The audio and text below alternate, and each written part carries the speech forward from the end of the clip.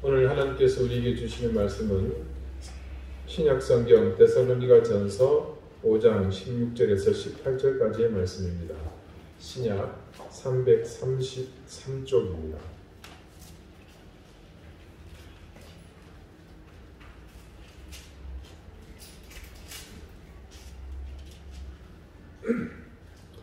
데살로니가전서 5장 16절에서 18절 말씀을 오늘은 다 같이 한 목소리로 합독하겠습니다. 이제 다 같이 자리에서 일어나서 데살로니가전서 5장 16절에서 18절까지 말씀을 함께 읽겠습니다. 항상 기뻐하라, 쉬지 말고 기도하라, 범사에 감사하라. 이것이 그리스도 예수 안에서 너희를 향하신 하나님의 뜻이니라. 아멘. 자리에 앉으시기 바랍니다. 하나님께서 이 말씀으로 우리에게 은혜 주시기를 원합니다. 하나님의 뜻이니라 라는 제목으로 오늘 하나님의 말씀을 여러분에게 전합니다. 매주 수요일과 목요일에는 여러분 아시는 것처럼 우리 교회에 성경 공부가 있습니다. 수요일은 성숙자반, 목요일은 새신자반입니다. 새신자반은 기독교의 교리 전반에 관한 내용을 다루는데 이는 그리스도인에게 절대적으로 필요한 신앙과 관련한 모든 기초 지식을 바르게 알려주는 성경 공부입니다. 지난주까지 2주에 걸쳐서 진행된 목요일 새신자반 과목은 기도란 무엇인가 편입니다. 이 과목의 서두에 처음으로 등장하는 성경 구절이 바로 오늘 우리가 함께 읽은 이 데살로니가전서의 말씀입니다. 이 말씀 속에는 세 가지의 명령이 있습니다. 그 각각은 모두가 무엇 하라 이렇게 끝나고 있죠. 항상 기뻐하라, 또 쉬지 말고 기도하라, 범사에 감사하라. 이것은 전부 명령형입니다. 하나님께서 어떻게 좀 시간 여유가 되거든 이렇게 해볼래? 이렇게 말씀하시는 것이 아닙니다. 항상 기뻐해라, 범사에 감사해라, 그리고 쉬지 말고 기도해라. 그분의 신적 권위로 이 말씀을 통해 우리에게 명령하십니다. 그리고 그런 명령을 하신 이유를 말씀은 뭐라고 최종 증거하고 있습니까? 그것이 하나님의 뜻이라고 합니다. 이 새신자반 강의를 횟수로 제가 계산해 보니까 우리 교회에서 5번에 걸쳐 제가 했습니다. 그런데 올해는 다른 해와 조금 다른 특별한 깨달음이 기도란 무엇인가 편에 서 있었습니다. 그 특별한 깨달음의 핵심은 바로 오늘 본문의 끝, 그러니까 그 말씀의 제목이죠. 하나님의 뜻이니라라는 그 부분이었습니다. 결론에서도 말씀을 드리겠습니다만 이 새신자반 성경 공부에는 우리 교회에서 처음 신앙생활을 시작하신 한 분이 열과 성의를 다해서 참여하고 계십니다. 사전장에 드리지 못하고 말씀드리는 점 양해 부탁드리겠습니다. 저는 그분께 기독교 신앙이 제대로 심어질 수 있도록 제가 할 수 있는 최선의 노력을 기울이고 있습니다. 그렇게 하고자 하는 데는 먼저 그분이 정말로 귀한 분이시기 때문에 바른 신앙생활을 처음부터 하시도록 하는 그런 당연한 목적도 있지만 또 다른 이유도 있습니다. 그것은 그분께서 70세 가까운 생을 사시면서 경험하신 기독교 신앙의 단면이 너무나 부정적이었기 때문입니다. 이것은 그분만의 문제가 아니라 지금 우리가 2021년을 시작하면서 주안점으로 두고 있는 무엇을 믿을까에 대한 그런 문제와 깊은 연관이 있기 때문이기도 합니다. 그분께서 경험하신 과거의 잘못된 기독교 신앙의 단면들은 실제로 이 시대 한국의 교회가 세상에서 설 자리를 잃게 만든 바로 그 이유와 같습니다. 왜 사람들은 신앙을 가지면서 많은 사람이 잘못된 길로 빠졌고 그리고 자신은 정작 잘못된 길에 서 있는 것조차도 모르는 채 사는 것일까요? 그것도 조금 조용히 있으면 모르겠는데 그 잘못된 길에서 자신의 존재감을 제대로 드러내놓고 살거든요. 심히 큰 소리로 혹은 아주 기억에 잊혀지지 않을 깊은 흔적을 남기면서 잘못된 모습을 세상에 보란 듯이 말입니다. 그 이유 중 하나가 바로 여기에 있습니다. 우리가 가볍게 여기며 깊이 생각하고 있지 않았던 한 가지 사실, 바로 하나님의 명령입니다. 저도 그렇습니다만 우리 중 누구도 항상 기뻐하고 쉬지 말고 기도하고 범사에 감사하는 것이 하나님의 명령이며 그것이 그렇게 하는 것이 하나님의 뜻이라고 흔히도 생각을 해봤느냐 말입니다. 부끄러운 참 고백입니다만은 이 사실을 가르치던 저조차도 이 강의를 할 때 그 시간 그때 그 순간에만 잠시 생각했을 뿐 이와 같은 하나님의 명령에 대한 일은 또 새까맣게 잊고 살았습니다. 아마 세상의 대다수 그리스도인이 그렇게 살지 않겠습니까? 자신의 삶 속에서 지켜야 할 하나님의 명령이 있다는 사실조차 기억하지 못하고 말입니다. 하나님의 명령, 하나님의 뜻과 무관하게 교회 출석하고 예배드리고 기도하는 것, 그리고 스스로 그리스도인이라는 자의식을 가지고서도 하나님의 명령과 하나님의 뜻과 무관하게 타인과의 관계를 형성하고 있었다면 그곳에서는 분명 하나님의 뜻과 무관한 수많은 현상들이 드러났을 겁니다. 그렇게 하나님의 명령, 하나님의 뜻과 무관한 신앙의 삶을 삶으로 나타난 그 현상들의 중심에 당연히 하나님은 없겠죠. 스스로는 하나님의 뜻이며 하나님의 사랑이고 하나님을 향한 신앙의 의지라고 말할지 모르지만 단언컨대 그 중심은 자기 자신입니다. 여러분, 신앙과 미신의 차이가 뭔지 이제 잘 아시죠? 네. 미신이라는 것은 내 주머니에 있는 돈이나 또 내가 가지고 있는 재능, 어떤 것든 좋습니다. 그것으로 신을 이루고 달래는 것입니다. 그래서 내 뜻만 관철시키면 됩니다. 그래서 미신은 절대 내가 변화되지 않습니다. 그러나 신앙이라는 것은 어떻습니까? 절대자이신 하나님 앞에서 내가 변해가는 과정입니다. 소위 종교를 구분할 때 고등 종교로 분류되는 것들이 있습니다. 가령 우리 기독교를 포함해서 천주교, 불교, 이슬람교, 힌두교, 유교 같은 이런 부류를 고등 종교라고 분류합니다. 이들 종교에는 다른 하등한 종교들, 소위 미신이나 토템 신앙 같은 것들 있죠. 그런 것들과 현저하게 드러나는 차이가 있습니다. 이들에게는 공통적으로 자기 부인이 있다는 것이죠. 불교의 예를 보십시다. 그들은 자신을 비우기 위해 얼마나 전진합니까? 아무것도 없는 공 혹은 무에 이르기 위해서 가족을 떠납니다. 출가하잖아요. 그리고 삭발합니다. 독신으로 살잖아요. 어디 그뿐입니까? 해탈하기 위해 수년간 면벽해서 수행하는 일을 합니다. 그 해탈의 경지에 이르게 되면 자신은 온데간데 없고 스스로가 부처가 된다고 하지 않습니까? 우리는 두말할 것도 없습니다. 주님께서 뭐라고 말씀하셨습니까? 제자들에게 나를 따라오려거든. 무슨 말입니까? 주님의 제자가 되려면 예수 그리스도를 구주로 믿는 그리스도인이 되려거든. 그 다음에 뭐라고 말씀하십니까? 자기를 부인하고 자기 십자가를 지고 나를 따를 것입니다. 주님의 뒤를 따르려는 제자들에게 하신 말씀입니다. 주님은 우리에게 자신을 부인할 것을 먼저 말씀하셨습니다. 그리고 그 다음 자기 십자가를 지라고 하셨습니다. 그런 다음에 주님을 따라오라 하십니다. 우리는 사실 단지 주님이 그 당시에 물고기 잡던 제자들을 부르시는 말씀으로만 생각했습니다. 그러나 주님의 이 말씀은 그 시대, 그 상황에 국한된 제한된 말씀이 아니었습니다. 세월이 지나고 2000년이 흐른 지금도 여전히 주님의 그 말씀은 모든 그리스도인이 되려는 이들에게 요구되는 말씀입니다.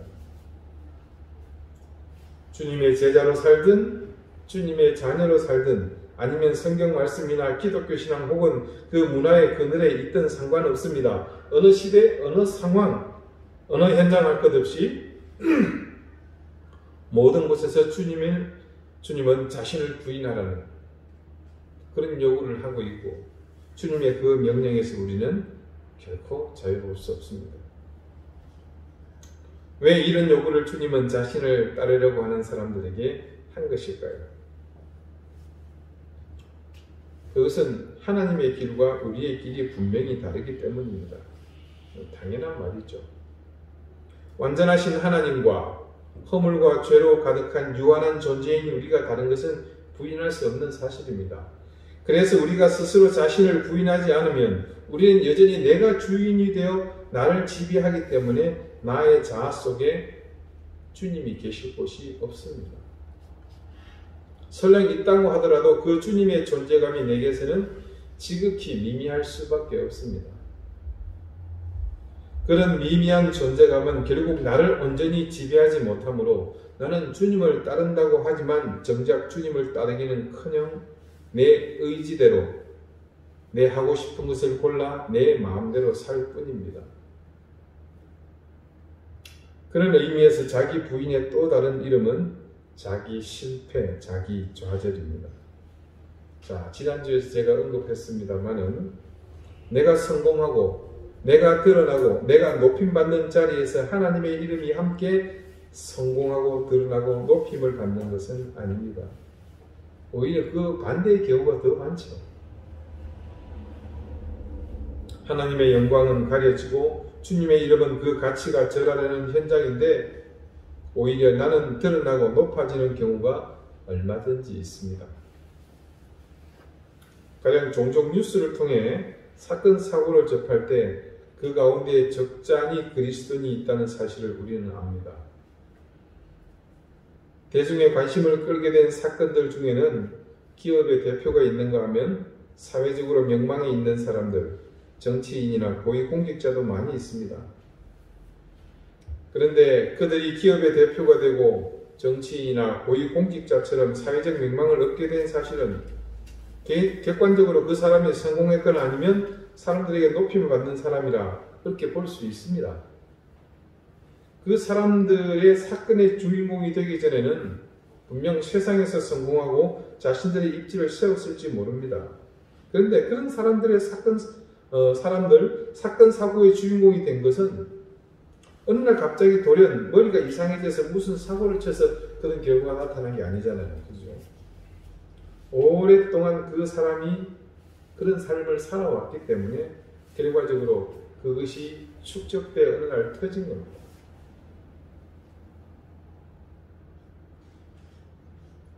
그 가운데 많은 그리스도인이 있더라는 거죠. 그렇다면 그들은 철저히 자기 부인이 없었던 사람인 거죠. 자신들을 부인하는 삶을 살았다면 과연 그들이 옳지 못한 일, 비리에 연루된 일이 있을 수 있었겠습니까?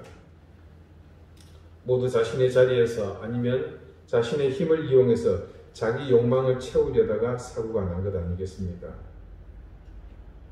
그들이 자신을 부인하고 자기 십자가를 지면서 주님의 제자다운 삶을 살았다면 결코 그런 사건과 사고의 주인공이 되지 않았을 것입니다.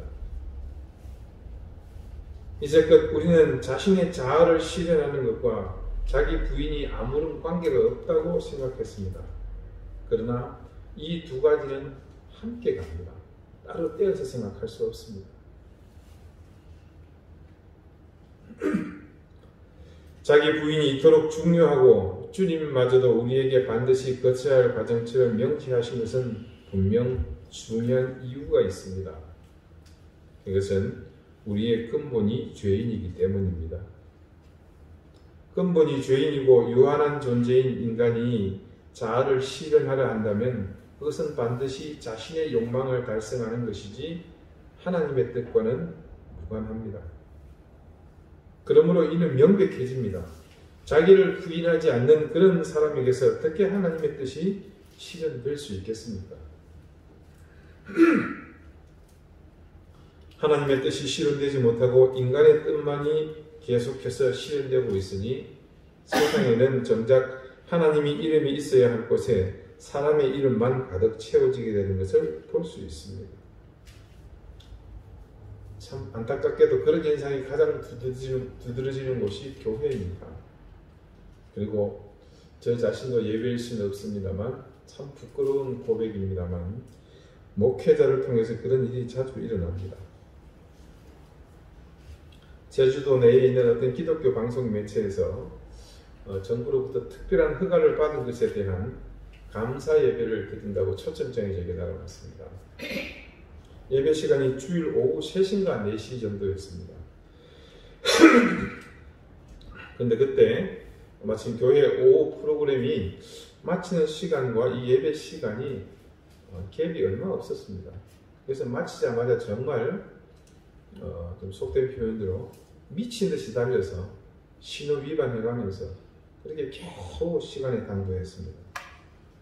근데 정시가 되어 예배가 시작되어야 하는데 갑자기 인도자가 오늘 행사에 참여할 분이 아직 도착하지 않았다면서 찬송가를 몇 장 부른 뒤 그분이 오시면 예배를 시작하겠다는 겁니다. 처음엔 열받았죠. 그러면서 귀를 의심했습니다. 이게 가능한가? 근데 엄연한 사실이고 현실이었습니다. 찬송가를 그렇게 억지로 몇 장이나 불렀는지 모르지만 하나님을 경배하는 수단인 찬송이 경배의 대상이신 그분을 기다리게 하는 것과 하나님을 경배해야 하는 동일한 사람이 경배받으실 그분에게 드릴 예배에 참석할 때까지 기다리도록 하는 용도로 그날 사용되었습니다. 결국 20분 정도 지난 뒤 이름만 되면 모두 알만하신 그 귀하신 분이 요란하게 입장하면서 비로소 예배가 시작되었습니다. 그런데 그것으로 끝이 아니었습니다. 예배 중 설교를 담당한 모 신학교의 학장을 지냈다는 분이 설교를 하시는데 내용 중에 오늘 이 자리가 있기까지는 어느 한 분의 공로가 아니었으면 불가능했을 것이라는 내용의 말을 반복해서 언급하는 것이 아닙니까? 물론 그 한 분은 오늘 예배에 지각하는 통에 예배 시간을 늦추게 만드신 바로 그 장로님입니다. 제가 그 자리에서 예배를 드리는 기분이 어땠을 것 같습니까? 저는 예배 드리지 못했습니다. 몸은 앉아있지만 그것은 예배가 될 수 없었기에 저는 예배에 참석하지 않은 것과 같았습니다. 예배의 계산과 예배자가 혼란스러워지는 경험을 그때 했습니다. 저는 그 이후 그 방송 매체 행사에 일절 참석하지 않고 있습니다. 또 한 가지는 지금 말씀드린 그 방송 매체 라디오 방송을 들으며 교회에서 집으로 가던 도중에 그 가운데서 들은 내용입니다. 근래에 급성장한 수도권의 모 교회가 여름 행사를 한다고 광고를 하는 내용인데 그때 그 교회에 출석한 한 자매가 인터뷰를 하는 것 같았습니다. 자기 교회와 그 대형 행사를 자랑하는 말을 하는 것이었는데 그 자매가 말하는 내용을 요약하자면 이렇습니다.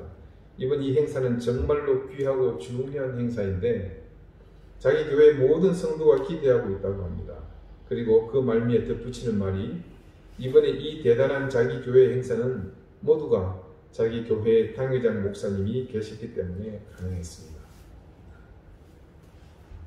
근데 이 인터뷰가 반복해서 또 다른 계층의 사람을 통해서 나옵니다. 한때 한국 사회에 적잖은 파장을 일으켰고 지금도 지속하고 있는 통일교회 교주인 문모 씨가 세상을 떠났습니다만 잠실 주 경기장을 빌려서 행사하는 장면을 우연히 본 적이 있습니다. 그 자리에 중심에 등단하는 그 교주 내외는 그야말로 신이었습니다. 사회자의 요란한 안내와 함께 등단하는데 그와 동시에 수백 마리의 비둘기가 날려지고 폭죽이 터집니다. 흰 옷을 걸치고 나타나는 모습은 과히 충격적이었습니다. 그런데 이단이 아닌 어느 대형 교회가 그 사이비 집단이 행했던 것과 똑같은 모습을 그대로 따라하는 것을 오래지 않아서 볼 수 있었습니다. 조금 전 말씀드린 그 사이비 집단의 교주가 등단하는 장면과 다른 것이 하나도 없었습니다. 단지 사람만 바뀌고 호칭과 이름만 다를 뿐 같은 장소에서 같은 세레머니로 진행되었습니다. 그리스도인에게서 자기 부인이 얼마나 중요한 것인지를 단적으로 보여주는 사건들입니다. 내가 부인되지 않으면 그 순간 나는 뭐가 됩니까? 하나님의 자리를 대신하는 사람이 되는 겁니다. 그것이 한 개인에게는 자기 인생의 자리에서 그렇게 되지만 그 사람이 다른 공동체나 사람과의 관계 속에서 그가 가지고 있는 영향이 커지면 커질수록 그 자리는 더욱 강성해지게 됩니다. 과연 이런 모습들이 신앙인의 모습이라고 할 수 있겠습니까? 여러분, 이건 저 멀리 강 건너가 아니고 우리는 저 바다 건너 육지에서 뭐 불구경하는 그런 게 아닙니다. 그냥 도드라져 보일 만한 것일 뿐 실제로 우리 주변에는 규모나 형식만 다를 뿐 얼마나 많은 이와 같은 일들이 일어나고 있습니까? 자, 제가 방주교회 부임하기 전까지 5교회에서 부교육자 생활을 했습니다. 그때 교회들에서 공통적으로 겪었던 일입니다. 여러분도 기억하시겠지만 예전에 교회들이 다 이렇게 요람을 만들었잖아요. 그래서 그걸 다 제작해서 연수에 배포를 했습니다. 지금 이제 개인 정보 때문에 많이 제한됩니다만 요람에는 그래서 교회에 대한 전반적인 역사와 안내 더불어 교인들의 인적 사항이 함께 기재되잖아요. 대부분은 컬러나 혹은 고급 종이로 앞부분에는 담임 목사님, 당회원 그리고 직분자들의 사진과 이름이 인쇄되어 있습니다. 자, 이 요람의 대부분은 부교육자들이 초안을 작성합니다. 해마다 겪는 일이지만 이 요람을 제작하는 초안 작업은 참 힘듭니다. 그리고 그 분량이 적지 않으므로 꼭 오류가 생깁니다. 대부분 반복해서 점검하고 또 오류를 바로잡습니다만 꼭 한두 건씩 문제가 발생합니다. 사람이 하는 일이 그렇죠. 그런데 그 오류 때문에 부교육자들이 홍역을 치릅니다. 심지어 교회의 높은 직급을 가진 분의 인적사항에 문제가 생기면 사안에 따라서는 부교육자를 쥐잡듯이 잡습니다. 부교육자를 사역하던 한 교회에서 예배당 실내 인테리어를 새로 할 일이 생겼습니다. 근데 시작도 하기 전에 문제가 생깁니다. 새롭게 실내를 가꾸면서 기존의 가구들을 새롭게 바꾸고자 하는데 한 교인이 교회의 의자를 자기 부모님이 헌납했기 때문에 절대로 치울 수 없다고 길길이 뛰는 겁니다. 소위 내 눈에 흙이 들어가기 전에는 불가하다는 겁니다. 자기 부인이 없기 때문이죠. 이런 일은 교회들마다 겪는 일입니다. 가깝게는 자신이 살아생전에 일어나기 때문에 온몸으로 막는 일이 있는가 하면 조금 전과 같이 자녀들이나 가족들이 길길이 뛰는 일들을 어느 교회든 예외 없이 겪어야 합니다. 모두 자기 부인이 없는 까닭이죠. 그래서 우리에게서 자기 부인이 선행되지 않으면 나를 통해서 절대로 하나님의 뜻은 이루어지지 않습니다. 그런 반면 반대의 경우도 있습니다. 제가 처음 사역했던 주님의 교회에서 있었던 일입니다. 그 교회의 윤시성을 가진 교우 한 분이 한종직 선거에서 장로로 피택이 되었습니다. 자, 이럴 경우 교회는 그분의 인적사항과 청원 서류를 작성해서 상회인 노회에 안수 청원을 하게 됩니다. 자, 그 과정은 먼저 노회와 교회 사이의 중간 역할을 하는 시찰회라는 것이 있습니다. 그 시찰회에 제출을 합니다. 그러면 시찰회는 여러 교회에서 접수된 그 서류를 노회 해당 부서에 제출하고 절차를 받도록 돕는 거죠. 그런데 그 당시 교회 부목사님이 무슨 일이 있었는지 그분 이 윤시성을 가진 집사님의 서류를 실수로 누락을 시켰습니다. 나중에 이 사실이 밝혀지면서 교역자 실은 초비상이 걸렸습니다. 앞서서 말씀드린 예를 상기해 보자면 이게 얼마나 큰 사고인지 여러분 충분히 짐작을 하시겠죠. 그런데 그때 정말로 놀라운 일이 일어났습니다. 서류가 누락되어 장로 안수를 졸지에 받을 수 없게 된 이 집사님의 반응입니다. 목사님, 이건 제가 부족해서 일어난 일입니다. 제가 자격도 없는데 이런 중대한 직분을 맡을 엄두가 나지 않았는데 하나님께서 제게 한 해 더 기도하고 준비하라고 그러신 모양입니다. 그러니 걱정하지 마십시오. 저는 오히려 감사합니다. 교회가 자칫 큰 시험에 빠질 뻔했는데 그 집사님의 이 한마디로 비록 안수는 한 해 늦어졌지만 그 늦어짐보다 더 큰 감동과 은혜를 모두가 맛보았습니다. 이분은 주님께서 우리에게 요구하시는 자기 부인이 무엇인지를 삶으로 보여주셨습니다. 항상 기뻐하라, 쉬지 말고 기도하라, 범사에 감사하라. 16절, 17절, 18절에 이르기까지 주님은 우리에게 이렇게 명령하셨습니다. 그런데 여러분, 명령이 이것만 있을까요? 자, 가령 오늘 본문 바로 앞절 15절을 봅시다. 15절에 이렇게 기록되어 있습니다. 삼가 누구와 누구에게든지 악으로 악을 갚지 말게 하고 서로 대하든지 모든 사람을 대하든지 항상 선을 따르라. 예, 이 또한 명령입니다. 그리고 이어 18절 뒤에 19절과 20절, 21절, 22절까지 이렇게 기록되어 있습니다. 성령을 소멸하지 말며 예언을 멸시하지 말고 범사에 헤아려 좋은 것을 취하고 악은 어떤 모양이라도 버리라. 네, 이 역시 명령입니다. 비단 여기뿐 아니라 성경의 곳곳에 하나님은 우리가 세상에서 무엇을 할 것인지 말씀을 통해서 명령하십니다. 그리고 그 모든 명령하신 말씀이 곧 하나님의 뜻입니다. 그런데 수없이 하나님의 말씀을 읽고 또 읽지만 왜 우리는 하나님의 명령, 하나님의 뜻을 가볍게 여기며 그 뜻대로 살지 않는 것입니까? 과연 그러면서도 우리가 하나님의 자녀요 그리스도인이라 할 수 있겠습니까?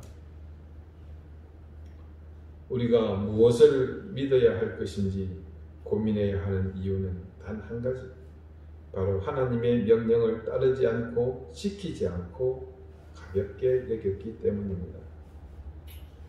그래서 세상 속에 있는 교회가 자신의 기능을 다 하지 못했습니다.